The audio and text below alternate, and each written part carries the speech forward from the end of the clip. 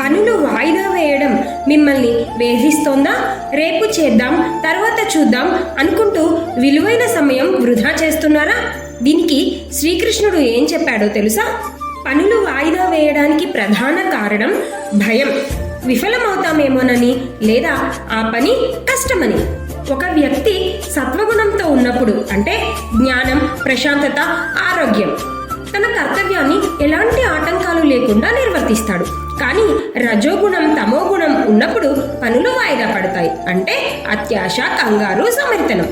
మరి ధ్యానంతో ప్రశాంతత, సరైన ఆహారంతో ఆరోగ్యం పెంపొందించుకోవడం మాత్రమే కాకుండా పనిని చిన్న చిన్న భాగాలుగా విభజించడం, వర్తమానంపై దృష్టి పెట్టడం, పనిని కర్తవ్యంగా చూడడం, ప్రతిరోజు కొంత పని ప్రారంభించడం, మనసును అదుపులో ఉంచుకోవడం ద్వారా మనం పనులు వాయిదా వేయడాన్ని అధిగమించవచ్చు. మరి కృష్ణుడు చెప్పిన ఈ విషయం మీకు ఎలా సహాయపడిందో కామెంట్లలో చెప్పండి. కృష్ణార్పణమస్తు.